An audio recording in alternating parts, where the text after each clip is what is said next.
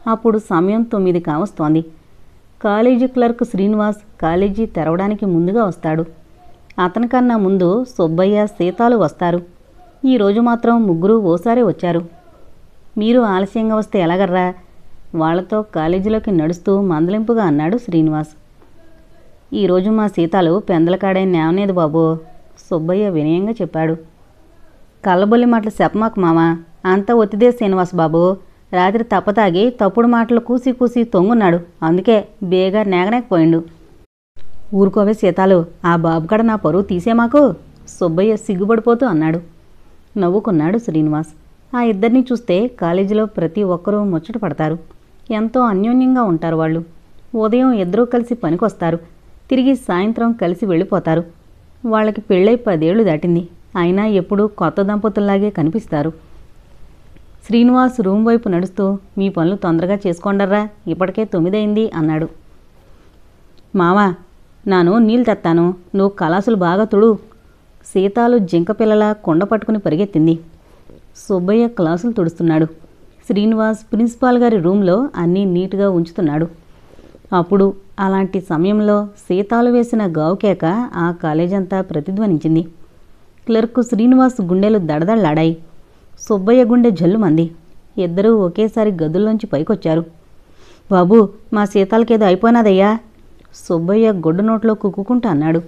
ఏం జరిగిందో చూడకుండా ఏడుపేమిటి, పదా. శ్రీనివాస్ పరిగెత్తాడు సుబ్బయ్య చేయి పట్టుకుని. సీతాలు ఇంకా అరుస్తూనే ఉంది. వాళ్ళిద్దరూ ఆమె అరుపు వినిపిస్తున్న వైపు పరిగెత్తుతున్నారు. మావా మావా, సీతాలు అరుస్తూ వాళ్ళకి ఎదురొచ్చింది. ఆమె ముఖం నిండా చెమటలు పోసున్నాయి. కళ్ళు భయంకర దృశ్యాన్ని చూసినట్లు బెదురుతున్నాయి. భర్త కనిపించగానే భయంతో అతన్ని గట్టిగా వాటేసుకుంది. ఏం జరిగింది సీతాలు, ఎందుకలా అరిచావు? శ్రీనివాస్ ఆమెని అనునయంగా ప్రశ్నించాడు. సుబ్బయ్యను వదిలి దూరంగా జరిగింది సీతాలు. దాని కళ్ళల్లో భయం ఇంకా పోలేదు. బెదురుతూ చూసింది. నా నోటితో నా చెప్పలేను బాబు, మీరెళ్ళి చూడండి అంది కంపిస్తున్న స్వరంతో. శ్రీనివాసు సుబ్బయ్య కలవరంగా చూసుకున్నారు. పదండి బాబు, వెళ్ళి చూద్దాం, పిరికి నాయల్ది. ఏ పామునో చూసి జడుసుకుని ఉంటుంది, వెటకారంగా అన్నాడు సుబ్బయ్య. సీతాలు కళ్ళల్లో నీళ్లు గిర్రున తిరుగుతున్నాయి. మామా, పోవైనట్లయితే నానింతలా బాధపడేదాన్ని కాను అంది రుద్దపోయిన స్వరంతో. మరేంటి సీతాలు? ఈసారి శ్రీనివాసు స్వరంలో కొద్దిపాటి ఆందోళన ధ్వనించింది. రండి బాబు, చూపిస్తాను. అక్కడ రకరకాల చెట్లున్నాయి. సీతాఫల, జామ, మామిడి. విద్యార్థులకి ఆ ప్రాంతం అంటే ఎక్కువ ఇష్టం. అక్కడ నిల్చుని కబుర్లు చెప్పుకునేందుకే కాలేజీకి ముందుగా వస్తారు. అలాంటి ప్రాంతంలో ఓ చెట్టు వైపు వేలు పెట్టి చూపిస్తూ, అటు చూడండి బాబు అంది సీతాలు. శ్రీనివాసు, సుబ్బయ్య ఇద్దరూ ఒకేసారి సీతాలు చూపించిన చెట్టువైపు చూశారు. ఆ చెట్టు దగ్గర ఓ కొమ్మకి జ్యోతి శవం వేలాడుతోంది. మై గాడ్, శ్రీనివాసు భయంగా ఓ అడుగు వెనక్కి వేశాడు. ఓర్నాయనో, జ్యోతమ్మగారు చనిపోయినారు దేవుడో, సుబ్బయ్య గుండె బాదుకుంటూ అరుస్తున్నాడు. అదే టైంలో ఒక్కొక్కరే కాలేజీ ఆవరణ లోపలికి అడుగు పెడుతున్నారు. పోలీస్ జీప్ కాలేజ్ ముందాగింది. దానిలోంచి హుందాగా దిగాడు ఇన్స్పెక్టర్. నమస్తే ఇన్స్పెక్టర్. ప్రిన్సిపాల్ గారు అతనికి ఎదురు వెళ్లారు. మా కాలేజీలో ఇలాంటి ఘోరం జరగడం ఇదే మొదటిసారి. జ్యోతి ఇలా ఎందుకు చేసిందో మాకు అర్థం కావడం లేదు. ఆయన ఆందోళిత స్వరాన చెప్తున్నారు. జ్యోతి మరణ వార్త క్షణాల్లో అంతటా గుప్పుమంది. ముందుగా పోలీస్ స్టేషన్కి ఈ వార్త వెళ్ళింది. నిమిషాల మీద police, doctor, photographer, fingerprint experts అంతా వచ్చేశారు. అందమైన జ్యోతి ఇప్పుడు భయంకరంగా కనిపిస్తోంది. ఆ అమ్మాయిలు ఆమె శవాన్ని భయం భయంగా చూస్తున్నారు. జ్యోతి ఫ్రెండ్స్ ఆమె చావుని కళ్ళారా చూస్తూ దుఃఖాన్ని ఆపుకోలేక వెక్కి వెక్కి ఏడుస్తున్నారు. ఎవరో స్టూడెంట్స్ జ్యోతింటికి పరిగెత్తారు ఆమె మరణ వార్త చెప్పడానికి. ఇన్స్పెక్టర్ శవం దగ్గరకు వచ్చాడు. శవం నేల మీద పడుకోబెట్టింది. ఆమె గుండెల మీద చీర కప్పి ఉంది. ఆమెకి కొద్ది దూరంలో నిల్చునున్నాడు కుమార్. అతని వదనం గంభీరంగా ఉంది. ఆ కాలేజీలో జ్యోతికి మంచి పేరుంది. తెలివైన అమ్మాయి. తన చదువేదో తందే. ఎవరితో అతి మిక్కిలిగా మాట్లాడదు. అలాని ఎవరి దగ్గర పొగరుగా ఉండదు. అందరి ముందు వినయంగా ఉంటుంది. ఆమెని కొందరు స్టూడెంట్స్ కామ్ గోయింగ్ అంటారు కూడా. అందం, అణకువ, చదువు, కమ్మని కంఠం గల జ్యోతి ఇప్పుడు నిర్జీవురాలైపోయింది. అతను అతి ప్రయత్నం మీద దుఃఖాన్ని ఆపుకుంటున్నాడు. శవాన్ని ఎవరు దించారు? ఇన్స్పెక్టర్ ప్రశ్నిస్తున్నాడు. కుమార్ ముందుకొచ్చాడు. నేను ఇన్స్పెక్టర్. జ్యోతి తల్లిదండ్రులకి కబురు పంపాం. వాళ్ళొచ్చి కూతురి శవాన్ని అలా చూస్తే భరించలేరు. అదీ కాకపోయినా అతను ఓ క్షణం ఆగాడు. కుమార్ ఉదయాన్నే లేస్తాడు. పుణ్యమూర్తిగారు అలా అలవాటు చేశారు. ఓ అరగంట వ్యాయామం, తర్వాత చల్లటి నీళ్లతో స్నానం, ఆపై కాలేజీకి వెళ్లే హడావిడి, మధ్య మధ్యలో చెల్లెలతో చిలిపి తగవులు, ఇలా ఉంటుంది ఉదయాన్నే. ఆ రోజు అతను టిఫిన్ చేస్తుండగా 5 స్టూడెంట్స్ వచ్చారు. వాళ్ళందరి ముఖాల్లో ఆతృతుంది, ఆవేశం దాగుంది, ఆందోళన అధికంగా కనిపిస్తోంది. కుమార్, నువ్వు ఇమీడియట్గా కాలేజీకి బయలుదేరాలి అన్నారు వాళ్ళు. దేనికిరా? కొంపదీసి ఈరోజు కాలేజీ తొడడానికి ఒప్పుకున్నారా ఏం? నవ్వుతూ అన్నాడతను. వాళ్ళంతా ముఖాలు గంభీరంగా పెట్టేశారు. కుమార్, మన కాలేజీ అమ్మాయి జ్యోతి ఆత్మహత్య చేసుకుంది. వాట్? త్రుళ్ళిపడ్డాడు కుమార్. వెంటనే ప్లేట్లో చేయి కడుక్కుని వాళ్లతో పరిగెత్తాడు. చెట్టు కొమ్మకు వేలాడుతున్న జ్యోతి శవం చూడగానే అతనికి ఎవరో కడుపులో చేయి పెట్టి కిలికినట్టయింది. కట్టుకున్న చీరతోనే ఉరిపోసుకుందామే. లంగా జాకెట్తో కనుగుడ్లు బయటకొచ్చి భయంకరంగా ఉంది. అతను అలా ఆమెని చూడలేకపోయాడు. తనే శవాన్ని దించి కింద పడుకోబెట్టాడు. అలా ఆమెని నేల మీద పడుకోబెడుతూ ఉండగా ఓ రాయి కింద కనిపించిన చీటీని చూశాడతను. సార్, ఇది జ్యోతి హ్యాండ్ రైటింగ్లా ఉంది. కుమార్ కలవరంగా అంటున్నంతలో ఇన్స్పెక్టర్ రావడం జరిగింది. ప్రిన్సిపాల్ గారు కుమార్ చేతిలో కాగితాన్ని అందుకుని దాన్ని ఇన్స్పెక్టర్కి ఇచ్చారు. ఇది జ్యోతి శవం దగ్గర దొరికింది అన్నారాయన. ఇన్స్పెక్టర్ ఆ కాగితంలో ఉన్న సారాంశాన్ని పైకే చదివాడు. పూజ్యులైన నాన్నగారికి, ప్రేమ విశ్వమంతటా నిండుందంటారు. మరి ఈ పురుషుల్లది కనిపించదేం? కాదేమో. స్త్రీ తన కట్టుబాట్లను తెంచుకుని వెర్రిమొర్రి కోరికలతో అందని ఆశల కోసం నిత్యంలు వేస్తుంది. అవి అందుకోలేక అధపాతాళానికి జారిపోతుంది. రాజేంద్ర లాంటి వ్యక్తుల కన్నా నాకే ముందు శిక్ష పడాలి. అందుకే నాకు సరైన శిక్షని నేనే విధించుకున్నాను. నాలాంటి పిచ్చిదానికి మరణమే సరైన శిక్ష. నా చావుకెవరూ బాధ్యులు కారు. ఇట్లు ప్రేమ, నీ విలువెంత అంటే ప్రాణమంతా అని తెలుసుకున్న జ్యోతి. ఇన్స్పెక్టర్ బురుకుటి ముడిపడింది. ఎవరి రాజేంద్ర? అతను అనుమానాస్పదంగా చూస్తూ ప్రశ్నించాడు. ఆయన మా లెక్చరర్ సార్, అయోమయంగా చెప్పాడు కుమార్. అతనికి ఆ ఉత్తరంలో రాజేంద్ర పేరుండడం చాలా ఆశ్చర్యంగా ఉంది. జ్యోతి చనిపోతూ ఆయన పేరు దేనికి రాసింది? రాజేంద్ర లాంటి వ్యక్తుల కన్నా నాకే ముందు శిక్ష పడాలి అని ఎందుకు రాసింది? జ్యోతి ఆత్మహత్యకి రాజేంద్ర గారు కారణమా? అతని ఆలోచనలు అప్పుడే తీవ్రంగా సాగిపోతున్నాయి. డాక్టర్ ఇన్స్పెక్టర్ దగ్గరగా వచ్చాడు. మీ రిపోర్ట్ ఏమిటి డాక్టర్? అడిగాడు ఇన్స్పెక్టర్. ఈ అమ్మాయి రాత్రి 7-7:30 ప్రాంతంలో మరణించింది. అంతేకాదు, ఈమె గర్భవతి. డాక్టర్ మాటలు విన్న అందరూ శిలాప్రతిమల్లా నిలిచిపోయారు. క్షణం వరకు ఎవరికీ నోటమాట రాలేదు. ఆ అమ్మాయిలు నోటమాట రానివాళ్లలా ఉండిపోయారు. యువకుల ఒంట్లో రక్తం సలసలా కాగిపోసాగింది. అందరూ ఆవేశంతో ఊగిపోతున్నారు. జ్యోతి, నిన్నీ స్థితికి తెచ్చిన ఆ రాస్కెల్ ఎవడో గాని వాడు చేసిన తప్పుని 10 మందిలో ఒప్పుకునేలా చేస్తాను. కుమారు ఉద్రేకంగా అనుకున్నాడు. ఆ రాజేంద్ర ఎవరో వచ్చారా? అడిగాడు ఇన్స్పెక్టర్. ఇంకా రాలేదు ఇన్స్పెక్టర్. ఆయన్ని పిలిపించమంటారా? ప్రిన్సిపాల్ గారు అన్నారు. పిలిపించండి. ఆయన గాని వస్తే ఇంకేమైనా కొత్త విషయాలు తెలియచ్చు. ఇన్స్పెక్టర్ అలా అనగానే కుమార్ మరికొందరు స్టూడెంట్స్ వీధిలోకి పరిగెత్తారు. అటుగా వెళుతున్న ట్యాక్సీని ఆపించాడు కుమార్.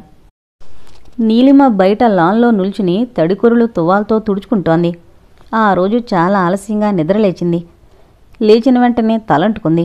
తడిగా ఉన్న జుట్టు ఆరబెట్టుకునే అవకాశం లేకపోయింది. తువ్వాల్తో గబగబా తల తుడుచుకుంటోంది. అంతలో జ్యోతి తమ్ముడు పరుగునొచ్చాడు. వాడిని చూడగానే అడిగింది నీలిమ. మీ అక్క కాలేజీకి వెళ్ళిపోయిందేమిట్రా? నిన్న సాయంత్రం నుంచి అక్క ఇంటికి రాలేదు. వాళ్ళ ఫ్రెండ్ ఇంట్లో ఉండి చదువుకుంటానని చెప్పింది. ఉలిక్కి పడింది నీలిమ. జ్యోతి ఫ్రెండ్ ఇంట్లో ఉండిపోతానని చెప్పిందా? ఆమె బెస్ట్ ఫ్రెండ్స్ నీరజ, కిరణ్.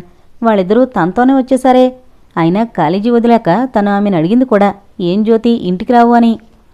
నాకు పనుంది, నువ్వు వెళ్ళు నీలు అంది ముభావంగా. అలాంటిది ఎవరింటికి వెళ్ళింది? ఆమె ఆలోచనలకి అంతరాయం కలిగిస్తూ ఆ కుర్రాడు జేబులోంచి ఓ కవర్ తీశాడు. ఇది నిన్న ఉదయం ఇచ్చింది జ్యోతక్క, నీకు ఈరోజు ఉదయాన్ని ఇమ్మంది అన్నాడు. నీలిమ వాడి బుగ్గ మీద గట్టిగా ముద్దు పెట్టుకుంది. జ్యోతిలాగే అందంగా ఉంటాడు వాడు. ముద్దుగా బొద్దుగా రబ్బరు బొమ్మలా ఉంటాడు. నీలిమ ఆ కవర్ తీసుకుంది. టాటా. వాడు ఆమెకి టాటా చెప్పి తూనీగల వీధిలోకి పరిగెత్తాడు. నీలిమ ఆ కవరు చింపింది. అందులో కాగితం బయటకు తీసింది. జ్యోతి చేతిరాత ముత్యాలు పేర్చినట్లుంది. చాలామంది ఆమె హ్యాండ్ రైటింగ్ చూసి చేతిరాత బావున్న వాళ్ళ నొసట్రాత బావుంటుంది జ్యోతి అంటుంటారు. నీలిమ కళ్ళు అక్షరాల వెంట పరుగులు తీశాయి. ప్రియమైన నీలు, ఇది నా చివరి ఉత్తరం. ఇదేనా నీకెందుకు రాస్తున్నానంటే నాలా నువ్వు నష్టపోకూడదని. నువ్వు రాజేంద్రకి మనసుని అర్పించావు, నేను నా తనువు కూడా అర్పించాను. దాని ఫలితంగా నేను పెళ్లి కాకుండానే తల్లినయ్యాను. అతను ఆ నిజాన్ని తెలుసుకుని ఏమన్నాడో తెలుసా? నా కడుపులో పెరుగుతున్న రూపాన్ని హత్య చేయమన్నాడు. అంటే అబార్షన్, స్నేహితులుగా ఉండిపోదామన్నాడు. అతను మనిషి రూపంలో ఉన్న రాక్షసుడు. అతనికి భార్య ఉంది. ఆమె పేరుపడ్డ లాయర్. అతని తండ్రి న్యాయమూర్తి. కానీ అతను స్త్రీలోలుడు. షర్టులు మార్చినంత ఈజీగా ఆడవాళ్ని మారుస్తాడు. ముందు ప్రేమించానంటాడు. ఆ ప్రేమను గురించి ఎన్నో తీపి కబుర్లు చెప్తాడు. ప్రేమలోకి దించుతాడు. అతను చరిత్రహీనుడు. ఏ లోకంలో చరితార్థుళ్లా చలామణి అవుతున్నాడో అలాంటి వాడి చరిత్రని వెలికి తీసేదెవరు? నాలాంటి స్త్రీకి న్యాయం చేసేదెవరు? అతని పాపాన్ని 1000 వక్కలు చేసేదెవరు? నా గుండెల్లో అగ్నిపర్వతాలు చల్లార్చేదెవరు? ఎవరో ఉండరని తెలుసు నాకు. అందుకే నీలు, నేను చచ్చిపోవాలని నిర్ణయించుకున్నాను. నువ్వు ఇది చదివి వచ్చేసరికి నా శవం నీకు స్వాగతం పలుకుతుంది. నీలు, నువ్వైనా ఆ నీచుడికి దూరంగా ఉండు. నా మాటల మీద నమ్మకం లేకపోతే కిందవాడి ఇంటి అడ్రస్ ఇస్తున్నా. వెళ్ళి వాడి భార్యని కూతుర్ని కలుసుకో. ఇట్లో నిర్భాగ్యురాలు జ్యోతి. నీలిమకి తన చుట్టూ ఉన్న ప్రపంచం గిర్రున తిరిగిపోసాగింది. చేతిలో కాగితం వంక వెర్రిచూపులు చూడసాగింది. ఇదంతా నిజమేనా? రాజేంద్రకి పెళ్ళయిందా? అతనికో కూతురు కూడా ఉందా? అతను అమాయకురాలైన జ్యోతి జీవితంతో ఆటలాడుకున్నాడా? ఇదంతా నిజమైతే జ్యోతి నీలిమ ముఖం నిండా స్వేదబిందువులు అలుముకున్నాయి. ఒక్క ఉదుటన లోపలికి పరిగెత్తింది. తువ్వాలు ఎటో విసిరేసింది. టేబుల్ పైనున్న కారు తాళాలు తన హ్యాండ్ బ్యాగు అందుకుంది. జోళ్లు ఆదరాబాదరాగా వేసుకుంది. గాబరాగా కారెక్కింది. ఆమె కాళ్ళు యాక్సలరేటర్ని బలంగా అదింపట్టాయి. ఆమె చేతిలో స్టీరింగ్ విష్ణుచక్రంలా మారిపోయింది. రాజేంద్ర పై అంతస్తు మీదున్నాడు. 3 అంతస్తుల భవనం అతంది. లిఫ్ట్ కూడా ఏర్పాటు చేశాడు రాజేంద్ర. పై అంతస్తులో అతను భార్య ఉంటారు. అతను కాలేజీకి రెడీ అవుతున్నాడు. ప్రభ అతని షర్టు గుండీలు పెడుతుంది. అతను తనకి సమీపంలో ఉన్న భార్య చెంపల్ని ముద్దు పెట్టుకున్నాడు. 2-3 సార్లు శాంతం వహించిన ప్రభ భర్తను చిరుకోపంతో చూసింది. ఏంటి కొంట చేష్టలు, కొంచెంసేపు కాముగా ఉండలేరు అంది. కామ్గా నా పని నేను చేసుకుపోతున్నాను కదోయ్. అతను చిలిపిగా నవ్వాడు. సిగ్గు లేకపోతే సరే. ప్రభ గోముగా కసురుకుంది. నా భార్య దగ్గర నాకు సిగ్గెందుకోయ్? నిన్ను ఎన్నిసార్లు ముద్దు పెట్టుకున్నాను? రాజేంద్ర భార్య వంక చూసి కొంటిగా కన్ను కొట్టాడు. ఆ భాష ఆపండి మహాశయ. సాయంత్రం కాలేజీ నుంచి తొందరగా వచ్చేయండి. పాపకి ఎగ్జిబిషన్ చూపిద్దాం. దేవిగారు ఆజ్ఞ జారీ చేశాక ఈ దాసుడు శిరసావహించకుండా ఉంటాడా? షూర్. సాయంత్రం కాలేజీ వదలగానే వచ్చేస్తాను. నువ్వు పాప రెడీగా ఉండండి. అతను చెప్తూ యథాలాపంగా అవతలకు చూశాడు. అక్కడి నుంచి చూస్తే కిళ్ళి కొట్టు, ఆ పై రోడ్డు అన్నీ కనిపిస్తాయి. ఆ దూరం నుంచి నీలిమ కారు రేసుగుర్రంలా దూసుకొస్తోంది. త్రుళ్ళిపడ్డాడు రాజేంద్ర. భార్యని వదిలిపెట్టాడు. ప్రభా, నాకు అర్జెంట్ పనుంది, వెళుతున్నాను. అతను కంగారుగా చెప్పేసి లిఫ్ట్ వైపు నడిచాడు. అతని నడకలో వేగం, ఆ వేగంలో ఒక రకమైన ఆతృత ఉంది. మెరుపు వేగాన కిళ్ళికొట్టు దగ్గరికి పరిగెత్తాడు. ఆమె కారు ఆపడం కోసం రోడ్డుకు అడ్డంగా నిల్చునున్నాడు. అతను ఊహించినట్లే నీలిమ కారు అతన్ని చూడగానే ఆగిపోయింది. ఆమె కారు డోరు తెరచుకుని కిందకి దిగింది. రాజా, మీ ఇల్లు? ఆమె వదనంలో కోటి ప్రశ్నలు ఆ 5 అక్షరాల వెనక ధ్వనించాయి అతనికి. అతను బహు సూక్ష్మగ్రాహి.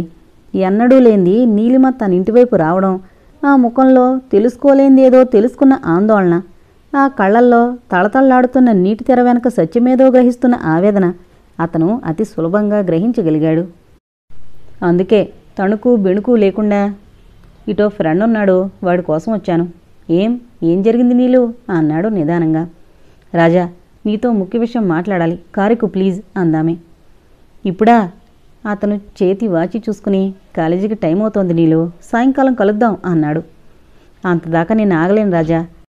ఇది సత్యమో అసత్యమో తేల్చుకునేదాకా నా మనసు నరకయాతనకి గురవుతుంటుంది. దయచేసి కారెక్కు. నీలిమ కంఠం కంపించింది. ఏదో జరిగిందని అతని మస్తిష్కం గ్రహించింది. ఆ జరిగిన దానిలో ప్రముఖ పాత్ర తనది ఉండి తీరాలని, అందుకే ఆమె తనతో మాట్లాడాలని ఆతృత పడుతోందని అర్థం చేసుకున్నాడు రాజేంద్ర. ఇక్కడ మాట్లాడేదేం వద్దు, హోటల్ ఊటీలో మాట్లాడుకుందాం పదా. అతను ముఖం గంభీరంగా పెట్టేశాడు. అదే మరోసారైతే హోటల్ వద్దు బాబు, నువ్వు రూమ్ అంటావు, పెళ్లి కాకుండా ప్రేమికులు ఇప్పుడు ఒంటరిగా ఓ గదిలో ఉండడం నాకు ఇష్టం ఉండదు అనేది నీలిమ. అలాంటిది ఇప్పుడు అతను హోటల్ అనగానే సరే పదరాజా అంది. కరెక్ట్ రాజా, ఏదో జరిగింది. నీలు హోటల్లో జరిగింది చెప్తోంది. అదేంటో తెలుసుకుని తెలివిగా తప్పుకోవాలి. వీలైతే ఈరోజే నీలు నేమ్కి టిక్కు పెట్టేయాలి. అతను ప్రశాంతంగా నవ్వుతూ కారెక్కాడు. నీలిమ కారుని ముందుకు పోనిచ్చింది. ఆమె డ్రైవింగ్ చేస్తూ జ్యోతి ఉత్తరాన్ని గురించే తీవ్రంగా ఆలోచిస్తోంది. తల తిప్పి అతనితో ఒక్క మాట కూడా మాట్లాడడం లేదు. క్షణానికో మారు ఆమె వదనంలో ఒక్కో రకమైన భావాన్ని చూస్తున్నాడు రాజేంద్ర. అతను మౌనంగా కూర్చున్నాడే గాని ఆమెని మాట్లాడించలేదు. 10 నిమిషాల్లో హోటల్ ముందర కారు ఆపిందామె. ఇద్దరూ మౌనంగా కారు దిగారు. హోటల్ లోపలికి అడుగు పెట్టారు. ఏంటి నీలు, ఏదైనా మాట్లాడాలా? అలా అయితే మా ఇల్లుందిగా, అక్కడే మాట్లాడుకునే వాళ్ళంగా. నువ్వు నా విద్యార్థినివి, నేను నీ లెక్చరర్ని. ఇలా మనల్ని ఎవరైనా చూస్తే? రాజేంద్ర చిరాగ్గా ముఖం పెట్టంటుంటే ఆమె తెల్లబోతూ చూసిందతన్ని. అతను చప్పున చూపు తిప్పేసుకున్నాడు. రాజా ఎందుకిలా మాట్లాడుతున్నాడు? ఏ స్టూడెంట్ అయినా ఉన్నాడా ఈ ప్రాంతంలో?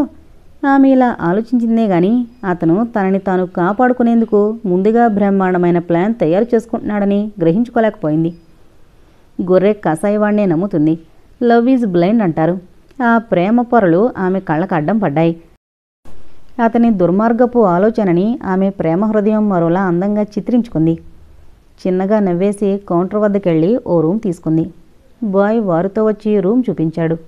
ఇదే మేడం మీ రూము అన్నాడు బాయ్ వినయంగా. ఏంటి నీలు, నీ ప్రవర్తన నాకేం నచ్చలేదు. నేనెంతో గౌరవంగా బ్రతుకుతున్నవాణ్ణి. నేను ఇలా హోటల్ దాకా లాగడం బాగోలేదు. ఏమైనా చెప్పాలనుకుంటే కాలేజీలో చెప్పచ్చుగా. బాయ్ వెళుతుండగా రాజేంద్ర నీలిమ మీద చిన్నగా విసుక్కున్నాడు. ఎర్రగా చూసింది నీలిమ. సారీ డార్లింగ్, మన కాలేజీ స్టూడెంట్ ఒకడు కనిపించాడు, అందుకే ఇలా మాట్లాడుతున్నాను అన్నాడు నవ్వుతూ. నిర్లక్ష్యంగా చూసిందామె. కనిపించని రాజా, మనం ఎలాగో పెళ్లి చేసుకుందాం అనుకుంటున్నాంగా. వాళ్ళు చూస్తే వచ్చే నష్టమే ఉంది. ఆమె రూంలోకి ప్రవేశిస్తూ అంది. నిజమే నీలు, ఇంకా భయం దేనికి? అతను అదోలా నవ్వుతూ తలుపు గడియ పెట్టాడు. అప్పుడు రాజేంద్ర నవ్విన నవ్వులో కనిపించిన వికృతమైన భావం ఆమె చూడలేదు. చూసుంటే మాత్రం జ్యోతి మరణానికి నీలిమ ప్రత్యక్ష సాక్షిగా నిల్చుండేది. ఏం జరిగిందో ఎప్పటికైనా చెప్తావా నీలు? రాజేంద్ర ఆమెకి కొద్ది దూరంలో నిలబడి ప్రశ్నించాడు. రాజా, నీలిమ కళ్ళల్లో నీళ్లు సుళ్ళు తిరిగాయి. జ్యోతిని నువ్వు ప్రేమించావా? నీలిమ వేసిన ప్రశ్నకు అతని అంతరంగం ఒక్కసారి త్రుళ్ళిపడ్డా ముఖం మాత్రం ఎర్రగా ఉక్రోషంగా పెట్టేశాడు. నువ్వు కుమార్ని ప్రేమించావా? వ్యంగ్యంగా అడిగాడు. షటప్! నీలిమ తీక్షణంగా అంది. అతని మాటలకి ఆమె వదనం బాగా కందిపోయింది. అందంగా నవ్వాడు రాజేంద్ర. చూసావా, నువ్వు జ్యోతిని ప్రేమిస్తున్నావా అని నన్ను ప్రశ్నించినప్పుడు నేను గాని షటప్ అంటే నీకు నా మీద ఇంకా అనుమానం కలిగేది. అలా ప్రశ్నిస్తే హృదయం ఎంతటి ఆవేదనకి గురవుతుందో ప్రాక్టికల్గా తెలియజేశాను. రాజేంద్ర ముఖం ఆవేదనగా పెట్టేశాడు. నువ్వలా ప్రశ్నించినప్పుడు నేను బాధపడితే నువ్వు రెచ్చిపోతావు. నువ్వు బాధపడితే నా బాధని తేలిగ్గా అర్థం చేసుకోగలవు. అతను సామాన్యుడు కాదు, మహా మేధావి. ఎప్పుడు ఎక్కడ ఎలాంటి పదాల్ని ప్రయోగించాలో అతనికి తెలిసినట్లు బహుశా ఎవరికీ తెలియదేమో. అతడి తెలివి ముందు ఆ అమాయకురాలి తెలివితేటలు ఎందుకు కొరగాకుండా పోయాయి. ఇప్పుడు చెప్పు నీలు, జ్యోతిని ప్రేమిస్తున్నానని నీకెవరు చెప్పారు? ప్రశాంత వదనంతో ప్రశ్నించాడతను. నువ్వు ప్రేమించావనే కాదు రాజా, ఆమె చావుకు కూడా నువ్వే కారణమని జ్యోతి స్వయంగా రాసింది. నీలిమ హ్యాండ్ బ్యాగ్లోంచి జ్యోతి రాసిన ఉత్తరం పైకి తీసింది. అప్పుడు మాత్రం అతను కంగారు పడ్డాడు. ఇది చదువు అంది నీలిమ. అంతవరకు ఆమె కళ్ళల్లో దాగున్న నీరు ఇంకా ఆగలేనట్లు చెంపల మీదకి జారింది. అతను గంభీరంగా ఆ కాగితాన్ని అందుకొని చదివాడు. జ్యోతి రాసిన ఉత్తరం చదవగానే అతను లోలోన ఉలిక్కి పడ్డాడు. జ్యోతి ఆత్మహత్య చేసుకుందా? ఈడియట్! అది చేస్తూ దీనికి నిజం చెప్పిందన్నమాట. పూరి జ్యోతి! ఈ రాజేంద్ర ఓటమి ఎరుగడు. నువ్వేదో అతి తెలివికిపోయి నీ స్నేహితురాల్ని రక్షించాలనుకున్నావు. కానీ మా ఇద్దరికీ చక్కటి ఏకాంతాన్ని కల్పించావు. నా తల దించేవాడు కానీ నా చరిత్ర వెలికి తీసేవాడు కానీ ఇంకా పుట్టలేదు, పుట్టబోడు. అతను తన ముఖంలో శాంతం అనే భావాన్ని పొందుపరిచాడు. నీలిమ వంక శాంతంగా చూశాడు. ఆ ఉత్తరం నీలిమ తడి కాళ్లతో చూసింది. ఈ ఉత్తరం నిజమో అబద్ధమో నువ్వు తెలుసుకునే ముందు నన్ను విషయం చెప్పని అతను క్షణం ఆగన్నాడు. నెల్లాళ్ల కిందట నేను ఒకసారి క్లాస్కి వచ్చేసరికి బోర్డు మీద ఒక అమ్మాయి అబ్బాయి బొమ్మ వేసి దాని కింద అందమైన బీచ్లో అందమైన నీలిమ ఒడిలో కుమార్ అని రాసింది. దాని వెంటనే చెరిపేశాను. రాజా, నీలిమ వదనం తెల్లగా పాలిపోయింది. ఎవరో గిట్టని వాళ్ళు అలా రాసుంటారు అంది. అలా అనుకునేగా ఆ అక్షరాలని తుడిచేశాను. నా నీలు మనస్సు నాకెప్పుడో అంకితమైపోయింది. ఇది కేవలం అల్లరి వేదవల పని అనుకున్నాను. అందుకే ఆ విషయాన్ని నీ దాకా తీసుకురాలేదు. కానీ నువ్వు సారీ రాజా. 2 అక్షరాలతో నువ్వు తేలిగ్గా సారీ అనేస్తున్నావు. కానీ నా మనసు ఎంత బాధపడుతుందో నీకు తెలీదు నీలు. అసలు దీనికి అంతటికీ కారణం ఈ నేస్టీ లెటర్ కదూ. రాజేంద్ర జేబులోంచి అగ్గిపెట్టి తీశాడు. ఆ కాగితాన్ని అగ్గిపుల్లతో అంటించాడు. ఎర్రని మంటల్ని చూస్తున్న అతని కన్నులు ఎర్రగా మారిపోవడం నీలిమ గమనించలేదు. కాగితం పూర్తిగా కాలి బూడిదైపోయింది. రాజేంద్ర జేబులో ఉన్న సిగరెట్ పెట్టి పైకి తీశాడు. అగ్గిపెట్టే సిగరెట్ పెట్టి కిటికీలోంచి బయటికి విసిరేశాడు. కిందనున్న కాగితం బుగ్గి జాగ్రత్తగా ఏరి వాష్ బేసిన్లో వంపి కుళాయి వదిలాడు. నీటిలో కలిసిపోయిన బూడిద నీటితో అడుక్కుపోయింది. అతను చేతులు నీటితో కడుక్కొని వెనక్కి తిరిగాడు. నీలిమ అచేతనరాలై నిల్చునుంది. రాజేంద్ర మెత్తగా నవ్వాడు. రాజా, ఇదంతా? ఆమె తెల్లబోతూ అడిగింది. నువ్వు తెలుసుకున్న నిజం ఇంకొకరు తెలుసుకోకుండా ఉండేందుకే ఇదంతా. అతను మెత్తగా నవ్వాడు. రాజా, నీలిమ అడుగులు వెనక్కి పడ్డాయి. అంటే జ్యోతి మరణానికి కారణం నువ్వేనా? ఆమె వదనం రక్తం లేనట్టు తెల్లగా పాలిపోయింది. ఇంకా అర్థం కాలేదా? పూరు నీలు, నాకు ప్రేమంటే బహుశా తెలీదేమో. తెలిసినా నా భార్యని నా కూతుర్ని తప్పిస్తే ఇంకెవరిని ప్రేమించలేను. రోజుకో వెరైటీ అనుభవించడం నా అలవాటు. రాజేంద్ర అడుగులు ముందుకు పడుతున్నాయి. అతను నవ్వుతున్నాడు. ఎంతో అందమైన ఆ నవ్వు వికృతంగా కనిపిస్తోంది. అతని బాహ్య సౌందర్యాన్ని చూసి మురిసిపోయిన నీలిమ ఇప్పుడు అతని అంతఃసౌందర్యం చూసి స్తోండ్రాలైంది, భయకంపితురాలైంది. ఆమెకు ఆ క్షణాన తెలిసిపోయింది తనని రక్షించే మనిషి లేడని. ఇది తన స్వయంకృత అపరాధం. జ్యోతి రాసిన లెటర్ తీసుకుని సరాసరి కాలేజీకి వెళితే నిజానిజాలు తెలిసేవి. వీడి పాపం బద్దలయ్యేది. తనే వీడి పాపాన్ని కప్పిపుచ్చుతోంది. నీలిమ అతని వంక నిస్సహాయంగా చూసింది. కుమారు వాళ్ళు కూర్చున్న ట్యాక్సీ కిళ్ళీకొట్టు ముందర ఆగింది. విద్యార్థులంతా ట్యాక్సీ దిగారు. 5 నిమిషాల్లో వస్తాం, ఇక్కడే ఉండు.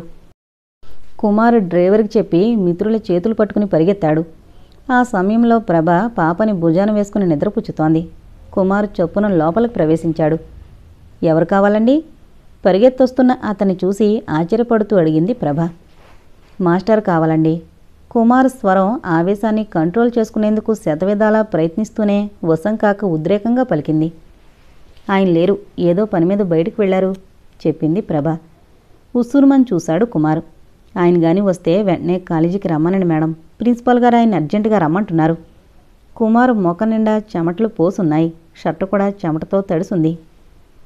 ఏం జరిగిందో నేను తెలుసుకోవచ్చా? కుమార్ నిరాశగా వెనుతిరుగుతుంటే అడిగింది ప్రభ. అతను వెనుతిరిగాడు. మీరు రాజేంద్ర గారికి ఏమవుతారు? అడిగాడు అతను. రాజేంద్ర గారి వైఫ్ని, లాయర్ ప్రభ చెప్పిందామె. కుమార్ ఆమె ముఖంలోకి చూశాడు. ఆమె వదనంలో ప్రశాంతతని చూస్తూ జరిగిన విషయాన్ని చెప్పలేకపోయాడతను. సమయం వస్తే మీకే తెలుస్తుంది మేడం అనేసి బయటికి వెళ్ళిపోయాడు. ట్యాక్సీ డ్రైవర్ కిళ్ళీకొట్టు దగ్గర నిల్చుని సిగరెట్ కొనుక్కుంటున్నాడు. విద్యార్థులు అక్కడికి వచ్చారు. రాజేంద్ర గారు ఎక్కడికి వెళ్ళుంటారంటావు? అనిల్ తన సందేహాన్ని వెలుగుచ్చాడు. నాకోటి తెలిస్తేగా నీకు చెప్పడానికి. కుమార్ అతనిపై విసుక్కున్నాడు. ఏంటో ఈయన మీద ఎంత గౌరవం ఉండేదో ఇప్పుడు ఆ గౌరవం అంతా తుడిచిపెట్టుకుపోతుంది. ప్రదీప్ ముఖం విచారంగా పెట్టేశాడు. మీకింకా అతని మీద గౌరవం ఉందేమో. జ్యోతి శవం చూడగానే నాకు అతని మీద కసిలాంటిది కలిగింది. ఆ అమ్మాయి జీవితం బుగ్గి కావడానికి కారణం వాడేనని నాకు అనిపిస్తోంది. జ్యోతి చావుకి రాజేంద్ర కారణమని తెలిస్తే వాడిని చేతుల్లో. నరేష్, కుమార్ ఉద్రేకంగా అతని చేతిని నొక్కాడు. నీ ఆవేదన నాకు అర్థమైంది. జ్యోతి మనకి సోదరి లాంటిది. మన సోదరి నిండు 100 ఏళ్ల జీవితం 22 ఏళ్లకే సమాధి కావడం సహించలేం. అతను ఒక న్యాయమూర్తి కొడుకే అయినా, పేరున్న లాయర్ భర్తే అయినా మన యువతరం సహించేది లేదు. జ్యోతి చావుకి కారణం రాజేంద్ర అని పేపర్లు ప్రజలు తెలుసుకోవాలి. అతన్ని కోర్టు శిక్షించాలి. అప్పుడే జ్యోతి ఆత్మకు శాంతి. కుమార్ ప్రతిజ్ఞ చేస్తున్నట్లు అన్నాడు. కిళ్ళి కొట్టువాడు చిల్లర డబ్బులు డ్రైవర్కిస్తూ రాజేంద్ర పేరు విన్నాడు. ఆ కుర్రాళ్లంతా రాజేంద్ర కోసం వచ్చారని తెలుసుకున్నాడు. వాడు డ్రైవర్కి డబ్బులివ్వడం మానేసి అడిగాడు. రాజేంద్రబాబు ఏం చేశారండి? ఏం చేస్తే నీకేం గాని ముందు అతని డబ్బులి. నరేష్ విసుగ్గా అన్నాడు. చిరాకు పడకండి బాబు, ఎవరో అమ్మాయిని అంటున్నారు. అంటే అంటామయ్యా, ముందు డబ్బులి. ప్రకాష్ చిరాగ్గా కసిరాడు. కోపం తెచ్చుకోకండి బాబు, ఎందుకు అడుగుతున్నానంటే ఎర్రగా చూశాడు ప్రభాకర్. చూడు బాబు, నీకు బేరాలేవి లేకపోతే ఓ 10 రూపాయలు ఇస్తాం, తీసుకో, అంతేకాని మా టైం వేస్ట్ చేయకు. ఇదిగో డ్రైవర్, నీకు కావాలంటే ఆ రూపాయి ఏదో మరో 2 ఎక్కువిస్తాం, తొందరగా రా.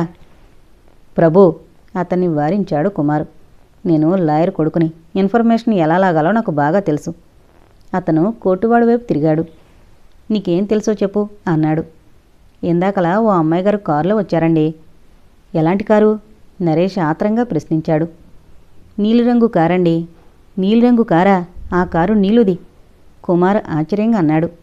రైట్ అండి, ఆయన అమ్మాయిని నీలు అనే పిలిచారు. ఏం జరిగిందో తెలీదు కానీ ఆ అమ్మాయి అతనితో ఏదో మాట్లాడాలి అన్నారు. ఆయన హోటల్ ఊటీలో మాట్లాడుకుందాం. కొట్టివాడి మాటలు పూర్తి కాకమునుపే కుమార్, థ్యాంక్స్, నువ్వు అందించిన ఈ సమాచారం ఒక ఆడపిల్ల శీలాన్ని కాపాడుతుంది అనేసి ట్యాక్సీ దగ్గరికి పరిగెత్తాడు. అప్పటికే డ్రైవర్ స్టీరింగ్ దగ్గర రెడీగా కూర్చున్నాడు. నీలిమ అతన్ని అసహ్యంగా చూస్తోంది. రాజేంద్ర క్రూరంగా నవ్వుతున్నాడు. అతని కళ్ళు కామంతో ఎరిపెక్కున్నాయి. నా లిస్టులో నువ్వు సువర్ణే ఉన్నారు. ఆమె ఆందోళనలో ఉంది, నువ్వు ఇప్పుడు అందుబాటులో ఉన్నావు. నీతో జీవితాంతం నాకు అవసరం లేదు, 1 గంట చాలు, లేదా అరగంట, అంతే. ఆపై నువ్వెవరో నేనెవరో. ఒక్కసారి వాసన చూసిన పువ్వుని రెండోసారి వాసన చూసే అలవాటు లేదు నాకు. You cunning bastard. నీలిమ అతని చెంప మీద కసిగా కొట్టింది. నేనేం జ్యోతిని కాను. నువ్వు చేతులు చాచి పిలిస్తే అమాయకంగా నీ కౌగిట్లో కరిగిపోవడానికి నీ అంత చూస్తాను. గుడ్, నా అంతు చూడమనేగా నా కోరిక. కమాన్. అతను అల్లరిగా 2 అడుగులు వేశాడు. Please don't move mister Rajendra. నాకు హాని తలపెట్టావో జ్యోతిలా మూర్ఖంగా ఆత్మహత్య చేసుకోను. నీ నిజస్వరూపాన్ని 10 మంది ముందు బయటపెడతాను. అది నీ తరం కాదు కదా, నీ బాబు తరం కూడా కాదు అని నువ్వనుకుంటే సరిపోదురా. నీ తెలివితేటలతో అందరినీ మోసం చేయగలవు. నీకు ఒక ఆడపిల్లుంది. ఇందరు ఊసురు దానికి తగులుతుందిరా ఫూల్. రాజేంద్ర 2 కళ్ళు అగ్నిగోళాల్లా మారిపోయాయి. నా కూతురు పేరెత్తడానికి నీకెన్ని గుండెలే? నిన్ను ఎవడు రక్షిస్తాడో చూస్తానే. రాజేంద్ర పులిలా ఆమె మీదకి ఎగిరాడు. అదే క్షణంలో బయట ఎవరో తలుపు కొట్టారు. అది ఒక్క చెయ్యి కాదు, ఎన్నో చేతులు. తలుపు కొట్టడం కాదు, విరిగిపోయేలా బాదుతున్నారు. శిలాప్రతిమలా నిలిచిపోయాడు రాజేంద్ర. నీలిమ వ్యంగ్యంగా నవ్వింది, వెటకారంగా చూసింది. అతను దెబ్బతిన్న బిబ్బుల్లా చూస్తున్నాడు. నీ పాపం పండింది కాబట్టే నన్ను ప్రేమలోకి దింపావు. వెళ్ళి తలుపు తీ. అతను పకాల నవ్వాడు. నా పాపం పండడం కాదు, నీ పరువు వీధిని పడింది అన్నాడు వెటకారంగా. నా పరువు వీధిని పడ్డా బజార్ను పడ్డా భయపడ్ను, కానీ నీ బ్రతుకు మాత్రం బయటపెట్టి తీరతాను. నీ చరిత్రని వెలికి తీస్తాను. జ్యోతికి ఎలాగో న్యాయం చేయలేకపోయాను, కనీసం ఆమె ఆత్మకి శాంతినైనా ప్రసాదిస్తాను. పాపాన్ని బద్దలు చేస్తాను. నీలిమ ఆవేశంగా అంది. ఈ రాజేంద్ర ఇంతవరకు ఓటమి ఎలాంటిదో రుచి చూసి ఎరుగడు. యునో మిస్ నీలిమ, ప్రపంచమంతా ఏకమైనా సరే నా మీద విజయాన్ని సాధించలేరు. నువ్వెంత? అతను నవ్వుతూ తలుపుల దగ్గరికి వెళ్ళాడు. నెమ్మదిగా తలుపులు తెరిచాడు. ఎదురుగా కుమార్, నరేష్, ప్రదీప్ తదితరులు నిల్చునున్నారు. ప్రతి ఒక్కరి కన్నుల నుండి విస్ఫులింగాలు కురుస్తున్నాయి. రాజేంద్ర ఒక క్షణం బెదిరినా మరుక్షణం వాళ్ళని నిర్లక్ష్యంగా చూశాడు. ఎందుకొచ్చారు? అడిగాడు తీవ్రంగా. నీ ఆట కట్టించడానికి. కుమార్ తీక్షణంగా చూస్తూ అంతకన్నా తీవ్రంగా బదులు చెప్పాడు. షటప్. రాజేంద్ర కోపంగా చూశాడు. నేను ఈ షటప్ అనే నీచ స్థితికి దిగజారిపోయావు నువ్వు. బట్ నా పనది కాదు. నీ నోటితో నువ్వు కోర్టులో నేనే ఈ పాపం చేశానని ఒక్కసారి కాదు 100 సార్లు అరవాలి. అరవకపోతే? రాజేంద్ర నవ్వుతూ చూశాడు. అరిపిస్తాను. కుమార్, కొండని ఢీకొనాలని చూస్తున్నావు, ఫలితం నెత్తురు కారుతుంది. ఆహా, అలాగా? నీకు తెలియదేమో, ఒక్కసారి కొండని డైనమిట్తో ముక్కలు ముక్కలు చేస్తారు. రాజేంద్ర కళ్ళు ఎర్రబడ్డాయి. మీరంతా కలిసినా సరే నన్నేం చేయలేరు అన్నాడు పొగరుగా తలెగరేస్తూ. నన్ను నేనెలా రక్షించుకోవాలో నాకు బాగా తెలుసు అని నువ్వు అనుకుంటే సరిపోదు రాజేంద్ర. నువ్వు తెలివైన లాయరు భర్తవైతే నేను తెలివైన లాయరు కొడుకుని. నిన్ను కోర్టులో నిలబెడతాను. అందరి ముందు న్యాయస్థానం ఎదురుగా జ్యోతి చావుకి నేనే కారణం ఒప్పుకొని జ్యోతి ఆత్మశాంతికి 5 నిమిషాలు తల వంచేలా చేస్తాను. చూద్దాం. రాజేంద్ర ఒక అడుగు ముందుకు వేశాడు. నా దారి కడ్డులేండి అన్నాడు. నీకు దారిస్తోంది నీ ఇంటికి వెళ్ళడానికి కాదు, నువ్వు చేసిన అన్యాయానికి బలైపోయిన జ్యోతి శవాన్ని చూడ్డానికి. కాలేజీలో ఆ అమాయకురాలి మృతదేహం నీకోసం చూస్తోంది. వెళ్ళు. కుమార్ అతని దారికి అడ్డు తొలిగాడు. అతని వెనకే మిగతా వాళ్ళు అడ్డు తప్పుకున్నారు.